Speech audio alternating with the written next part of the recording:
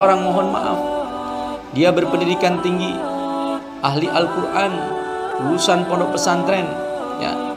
Ini adalah faktor yang bisa mempelajari Al-Quran, sehingga Al-Qurannya dia faham, hadisnya faham, tapi hatinya yang dari dalam tidak terbuka, maka dia hanya menjadi pemaham saja, tapi tidak bisa menikmati hadiah dari Allah berupa iman. Sehingga yang terjadi apa? Walaupun dia pendidikannya tinggi, ilmunya tinggi, hafal Al-Quran, hafal hadis, bahkan faham asbabun nuzul dan semua ilmu yang ada di dalamnya, dia dengan entengnya masih berani meninggalkan sholat berjamaah.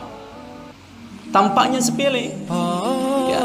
Matanya yang indah, ya, bisa melihat dengan kemudahan yang Allah kasih, masih dengan mudah dia masih melihat perkara-perkara yang haram. Kenapa? Karena dua faktor internal dan eksternalnya belum termaktub menjadi satu. Maka hal yang sepele ini terkadang menjadi gawe kepada kita. Orang yang paham agama, dia masih saja berdosa. Bukan berarti kita memang tidak bisa berdosa, memang manusia letaknya berdosa. Al-insanu mahalul khoto'i wan nisyan. Tapi bagaimana kita bisa menikmati daripada keindahan iman yakin kita, sehingga lezat kita merasakan iman itu? Bagaimana kita bisa memahami Al-Quran, hadis, tapi hati kita juga terbuka, sehingga kita betul-betul bisa merasakan lezatnya iman. Ketika dijadikan sebagai seorang pejabat, ya, hadis faham, ayat faham, tapi kalau hatinya tidak terbuka, maka dia menjadi pejabat yang korup. Diciptakan sebagai apapun, dia akan menjadi pejabat yang tidak baik. Maka belajar dengan para sahabat terdahulu, bagaimana ini bisa menanamkan sifat hati yang penuh dengan keimanan, sehingga bisa merasakan kelezatan iman adalah dengan bermujahadah dalam hal agama. Jangan mencari hidup dengan agama, tapi kalau dengan agama kita bisa hidup nikmati, karena itu bonus daripada lezatnya iman. Contoh, kita akan memasukkan benang ke dalam lubang jarum, maka yang harus kita lakukan adalah konsentrasi dan mujahadah. Kita ambil pucuk daripada benang tersebut, mohon maaf, kita mungkin lumuri dengan sebagian daripada ludah kita.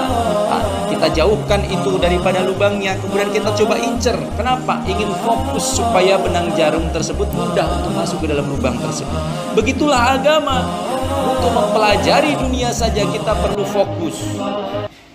Kita perlu ilmu pengetahuan dan perlu keterbukaan. Apalagi mempelajari ilmunya Allah, nur kalamullah. Untuk memasukkan ilmu agama aja kita butuh serius, apalagi memasukkan nur kalamullah, nur Nabi Muhammad SAW, maka butuh mujahadah dan keseriusan, tidak bisa main-main. Maka saudaraku, agama kita saat ini Masya Allah, nasib agama saat ini ditawarkan kepada orang-orang semuanya sibuk. Ditawarkan kepada pejabat, pejabat sibuk dengan jabatannya. Ditawarkan kepada pedagang, pedagang sibuk dengan dagangannya. Ditawarkan kepada mahasiswa, mahasiswa sibuk itu dengan yang namanya perkara pelajarannya. Bahkan ditawarkan kepada pengangguran pun mereka mengatakan sibuk saya mencari pekerjaan. Inilah nasib agama saat ini, seperti anak yatim. Nah, maka bagaimana kita rangkul agama ini dalam benak-benak kita? Jadidu imanakum, perbaiki iman kita semuanya. Dengan apa? Belajar untuk mendakwahkan agama, bukan untuk diri kita. Kenapa nabi-nabi terdahulu, nabi sampai dengan Nabi Isa, ini berlaku hanya untuk umatnya saja? Karena mereka seorang nabi, rasul yang hanya untuk umat sekelompok saja. Tapi umat akhir zaman seperti kita diberikan beban oleh Allah Subhanahu wa taala, tanggung jawab meneruskan risalah kenabian. Kenapa? Karena nabi sudah tidak ada lagi, rasul sudah ditutup pintunya, tidak ada lagi nabi dan rasul. Maka diri kitalah yang harus menyampaikan dakwah-dakwah ini semampu kita, sebisa kita.